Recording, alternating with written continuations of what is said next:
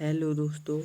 तो हम लोग आज क्लास 10 का पहला चैप्टर पढ़ने जा रहे हैं जो रासायनिक अभिक्रिया है। और इस अभिक्रिया के बारे में हम लोग पूरी तरह से जानेंगे कि रासायनिक अभिक्रिया में क्या क्या चीज़ दिए हुए हैं। उस टॉपिक्स को हम लोग पढ़ेंगे और इससे प्रश्न को भी सॉल्व करेंगे जो हमारे 10 क्लास में आते हैं। कुछ ऐसे प्रश्न। तो सबसे पहला प्रश्न हम लोगों का आता है,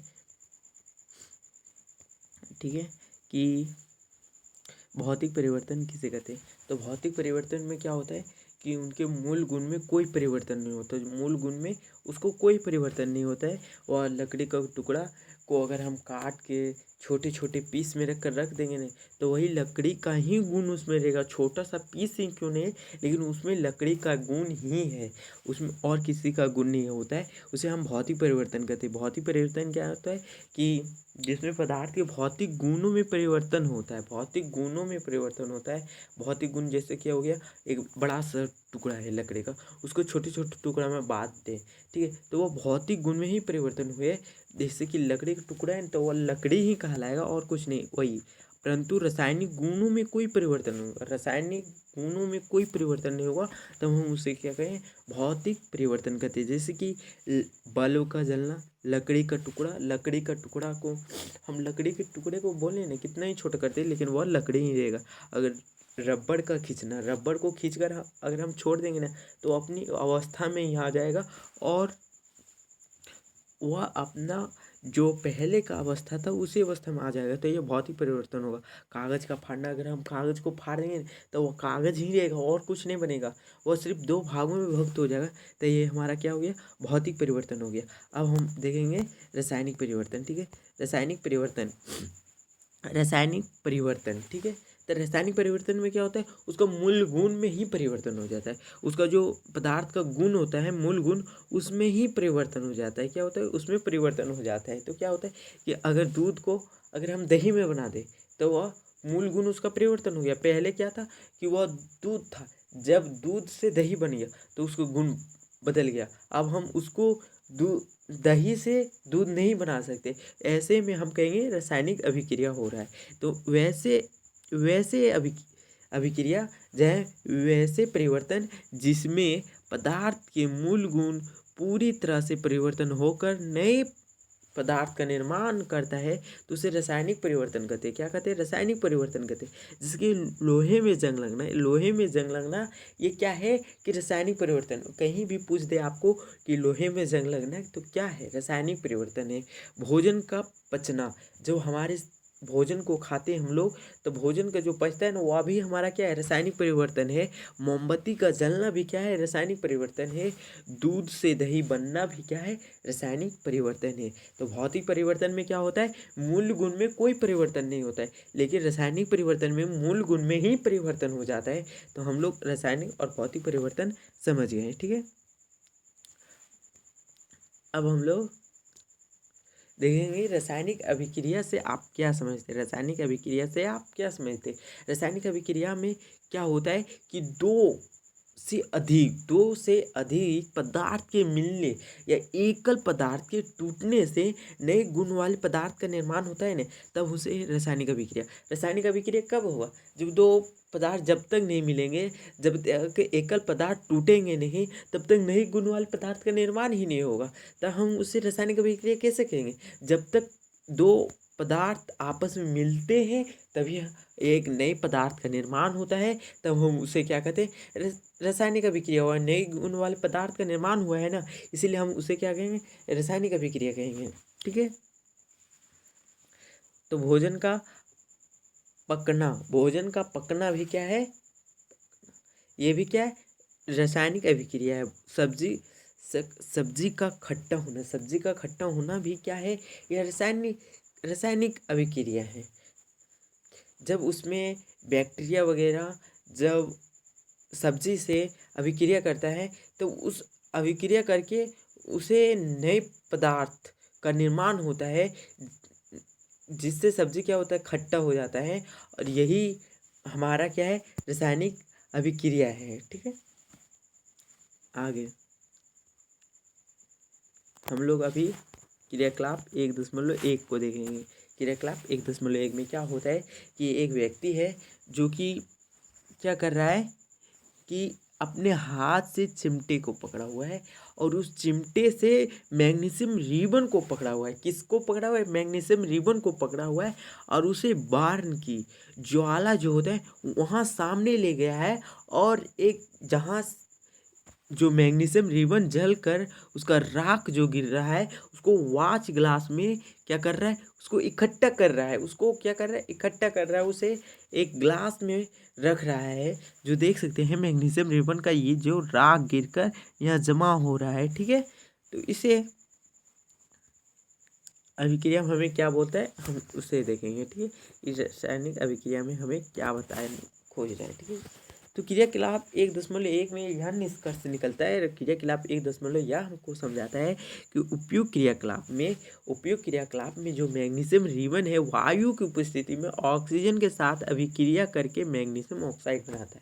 उपयुक्त जो क्रियाकलाप के बारे में अभी हम लोगों ने आपको दिखाया वह अभिक्रिया में यह बता रहा है कि मैग्नीशियम रिबन वायु की उपस्थिति में ऑक्सीजन के साथ अभिक्रिया करके मैग्नीशियम ऑक्साइड बनाता है, ठीक है। तो इसे हम सब समीकरण में किसे लिखेंगे? तो सब समीकरण रासायनिक समीकरण दो प्रकार के होते हैं। तो पहले सब समीकरण में किसे मैग्नीशियम लिख लिए, फिर किसके साथ अभिक्रिया कर रहा है? ऑक्सीजन के साथ अभिक्रिया कर रहा है तो उसे लिए ऑक्सीजन लिखे। तो दोनों अभिक्रिया करके क्या बना रहा है? मैग्नीशियम ऑक्साइड बना रहा है, ठीक है। तो अब उसे हम रासायनिक अभिक्रिया में किसे कहते हैं? तो मैग्नीशियम का जो रासायनिक संकेत होता है Mg, ठीक है। तो Mg लिखेंगे। ऑक्सीजन का क्या होता है? O2। तो Mg+O2 अभिक्रिया करके क्या बना रहा है? MgO। यह हमारा क्या हो गया? रासायनिक अभिक्रिया। और ये सब समीकरण। तो एक और इसमें प्रश्न पूछ सकता है कि क्रियाकलाप 1.1 में हुआ है कुछ, उसके नोट्स देख लेते, ठीक है हम लोग। तो कि नोट्स, ठीक है। तो यह रासायनिक परिवर्तन होता है जो यह हम लोग देखें कि मैग्नीशियम रिबन वायु की उपस्थिति में ऑक्सीजन के साथ अभिक्रिया करके मैग्नीशियम ऑक्साइड जो बनाता है वह रासायनिक परिवर्तन है। और क्रियाकलाप 1.1 में जो मैग्नीशियम रिबन को जब चलाया जाता है ना तो उससे जो ज्वाला उत्पन्न होता है वह चमकदार श्वेत ज्वाला प्राप्त होते हैं। कैसे? श्वेत जो जब वह मैग्नीशियम रिबन जब जलेगा ना तो श्वेत प्रकाश के साथ वह जलता है, जिसके फलस्वरूप जो चूर्ण प्राप्त होता है वह मैग्नीशियम ऑक्साइड का होता है, जिसका रंग सफ़ेद होता है। मैग्नीशियम ऑक्साइड का अगर आपको रंग पूछ दे तो आप सीधी से बोल दीजिएगा कि उसका रंग क्या होता है? सफ़ेद होता है। यह अक्सर MCQ क्वेश्चन में पूछ देता है कि मैग्नीशियम ऑक्साइड का रंग कैसा होता है, या तो मैग्नीशियम ऑक्साइड किसके साथ अभिक्रिया करता है, ठीक है। अब हम लोग क्रियाकलाप 1.2 को देखेंगे, ठीक है। एक और यह अभिक्रिया जो हम लोगों ने मैग्नीशियम रिबन के बारे में बात की है वह संयोजन भी है, अपचयन भी, और उसमें क्षेपीय अभिक्रिया है। तो आपको अगर उदाहरण में पूछ दे उसमें क्षेपीय अभिक्रिया को उदाहरण में, तो अब इसको भी लिख सकते हैं, उपचयन की अभिक्रिया में भी लिख सकते हैं और संयोजन अभिक्रिया में भी आप लिख सकते हैं। तो आपको जोन सा भी जहाँ भी आपको ये सब के बारे में हम लोग अभी परिभाषा के बारे में जानेंगे, तो जहाँ आपको ये याद पड़ जाए इन तीनों में कहीं भी उदाहरण में लिख सकते हैं, ठीक है। अब क्रियाकलाप 1.2 में देखेंगे, ठीक है। तो इसको जूम कर देते हैं ताकि आप लोगों को पढ़ने में आसानी हो जाए, ठीक है। अब हम लोग देखते हैं, ठीक है। देखिए क्या किया गया है। एक पहले पोटेशियम आयोडाइड का विलयन लिया गया है। एक ग्लास में पोटेशियम आयोडाइड का विलयन लिया गया है, पोटेशियम नाइट्रेट का विलयन लिया गया है और लेड आयोडाइड का विलयन लिया गया है। और इस सब का उपयोग करके अभिक्रिया कराया जाएगा। क्या कराया जाएगा? अभिक्रिया कराया जाएगा। अब अभिक्रिया कराने के बाद क्या निष्कर्ष निकलता है, ठीक है।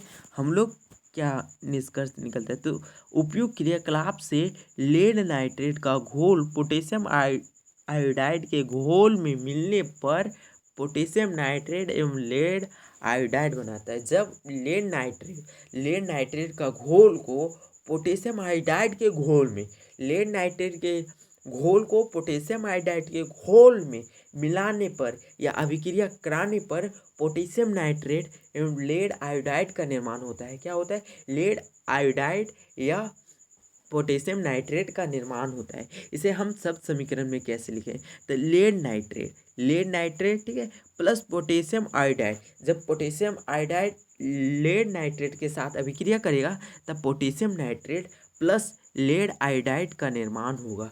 यह अभिक्रिया के बाद हमें प्राप्त होगा। तो हम इसे रासायनिक समीकरण में कैसे लिखेंगे? ठीक है, रासायनिक समीकरण में तो लेड नाइट्रेट का सूत्र क्या होता है?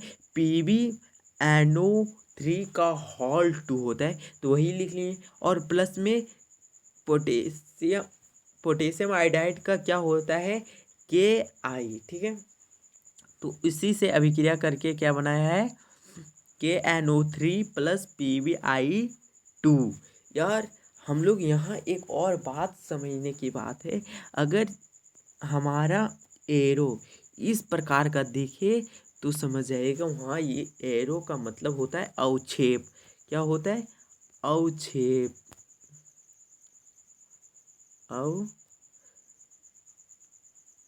रुकिएगा थोड़ा, अवक्षेप।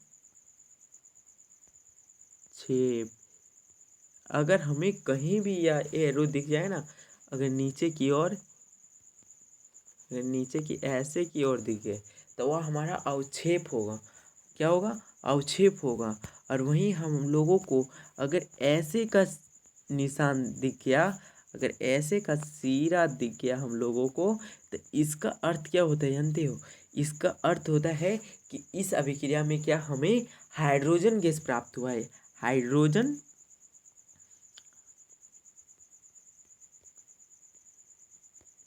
इस अभिक्रिया में हमें क्या प्राप्त हुआ? हाइड्रोजन।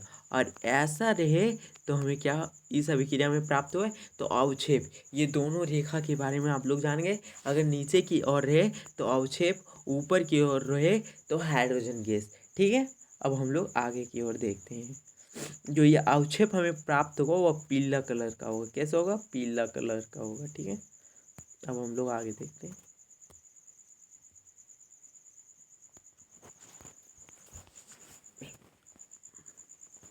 अब हम लोग आगे देखते हैं कि यह द्विविस्थापन अभिक्रिया, या जो अभिक्रिया हुआ ना वह द्विविस्थापन अभिक्रिया हुआ। ये कैसा अभिक्रिया हुआ? द्विविस्थापन अभिक्रिया हुआ। और जिसमें PbI2 अवक्षेप प्राप्त हुआ उसका रंग पीला कलर का है। हम लोगों ने जो अवक्षेप देखा अभी वह पीला कलर का है। अभी एक और अभिक्रिया के बारे में हम लोग देखेंगे।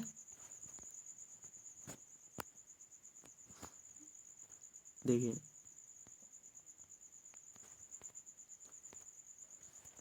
एक यहाँ पहले शंकु आकार का फ्लक्स लिया गया है। ठीक है, शंकु आकार का फ्लक्स। इसमें क्या किया गया है? इसमें कॉर्क लिया गया है। देखिए, कॉर्क लिया गया है, वाच नली लिया गया है, हाइड्रोजन गैस है इसमें, तनु सल्फ्यूरिक अम्ल और दानेदार जस्ता भी है। ठीक है, अब इसमें अभिक्रिया में क्या होता है तो देखते हैं।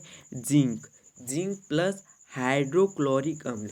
जब जिंक को हाइड्रोक्लोरिक अम्ल के साथ अभिक्रिया कराया जाता है तो zinc chloride plus hydrogen gas बनता है। जब जिंक को हाइड्रोक्लोरिक अम्ल के साथ अभिक्रिया कराया जाता है तब zinc chloride plus hydrogen gas बनता है। ठीक है,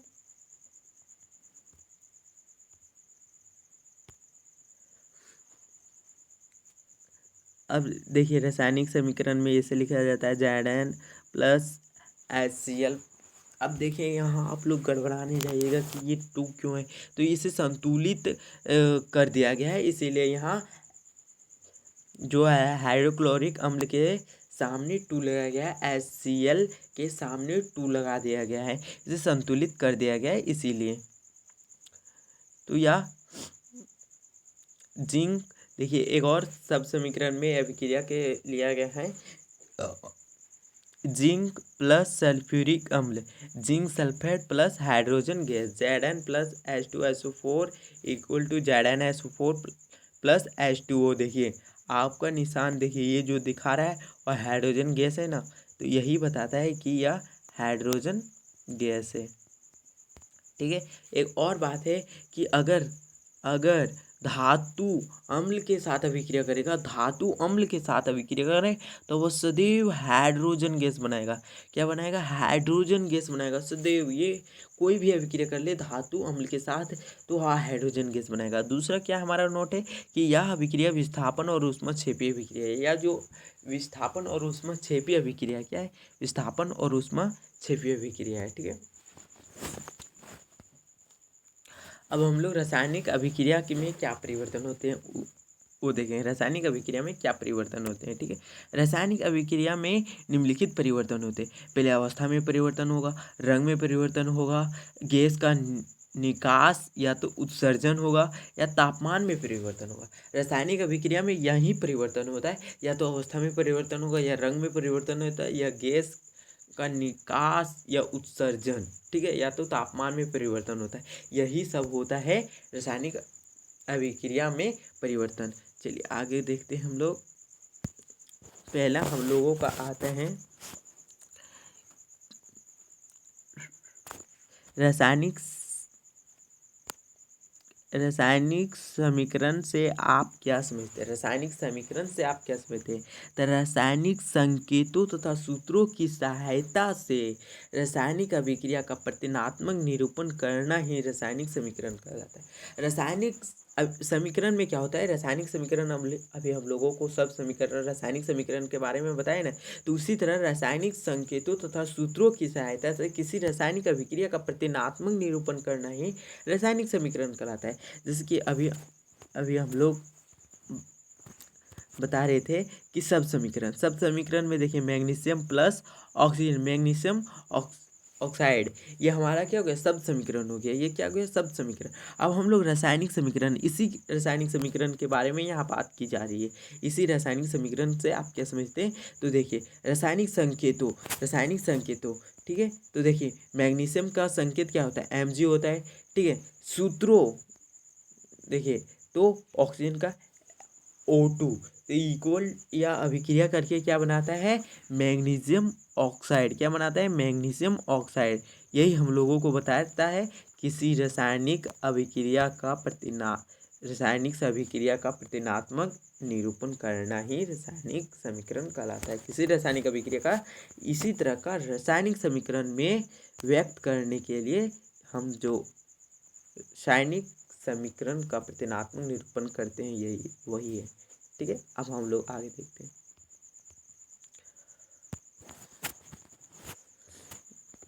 अभी तक हम लोग रासायनिक कल सिर्फ पढ़ रहे हैं। तो रासायनिक अभिक्रिया के कितने भाग होते हैं? रासायनिक अभिक्रिया में कितने लोग भाग लेते हैं? जैसे किसी भी कार्यक्रम होता है हमारे स्कूल में, 15 अगस्त क्यों नहीं होते, तो उसमें देखा जाता है कि कितने लोग आज हम लोगों के इस 15 अगस्त में भाग लिए। तो इतने 20 बच्चों ने इस 15 अगस्त के अवसर पर, शुभ अवसर पर भाग लिए। तो इसी तरह में होता है। तो आज हम लोग रासायनिक अभिक्रिया के दो भाग होते हैं। तो पहला अभिकारक होता है और दूसरा उत्पाद होता है। अभिकारक और उत्पाद। ठीक है, अभिकारक और उत्पाद। ठीक है, तो पहला अभिकारक क्या होता है? ठीक है, अभिकारक क्या होता है? ठीक है, तो हम लोग अभी देखेंगे रासायनिक अभिक्रिया में कितने भाग होते हैं? दो। कौन कौन से? एक अभिकारक, एक उत्पाद। तो अभिकारक क्या है और उत्पाद क्या है? तो अभिकारक क्या होता है सो पहले पढ़ेंगे। तो अभिकारक क्या है? किसी रासायनिक अभिक्रिया में भाग लेने वाले पदार्थ को अभिकारक कहते हैं। किसी भी रासायनिक अभिक्रिया में जहाँ सबसे आगे मर्द है लड़ने के लिए, समझ जाना वही अभिकारक है। कोई लड़ाई को चालू करने के लिए कोई न कोई उस वक्त खोज रहा है, या लड़ने का के लिए कोई जैसे लड़ाई करने के लिए देखते हैं हम उसको मार देते हैं, या कुछ भी उस वक्त कर देते हैं। तो वही होता है कि रसायन, यही है लड़ाई का मेन ग्रुप। तो वही बोलता है अभिकारक कौन होता है? तो अभिकारक वही होता है किसी रासायनिक अभिक्रिया में भाग लेता है। ठीक है, और उत्पाद क्या होता है? जब लड़ाई कर लेते हैं उसके बाद रिजल्ट क्या आता है, वही हमें उत्पाद होता है।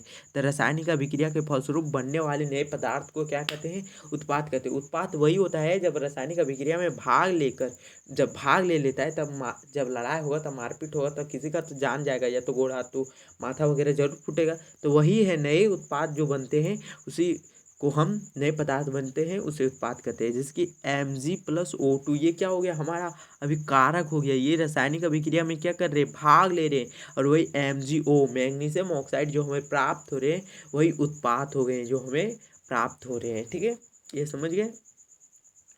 अब आगे तो आज इतना ही। तो आज का वीडियो कैसा लगा आप सबको तो बताएं। अभी हम न्यू स्टार्ट किए हुए हैं इस कोर्स को चालू करने के लिए, ताकि झारखंड के बच्चों को किसी भी प्रकार का दिक्कत ना हो, क्योंकि झारखंड के लिए कोई उतना अच्छे से तैयारी नहीं कर रहा है, कराए रहे हैं। तो हमने सोचा कि क्यों नहीं हम भी एक बार प्रयास करें, ताकि अपने बच्चों को, अपने राज्य के लोगों को पढ़ने में और हमें पढ़ने में भी मज़ा आए।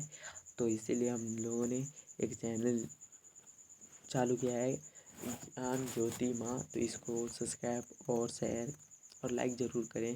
अगर गलती हो तो हमें माफ़ कर दें। ठीक है, थैंक यू।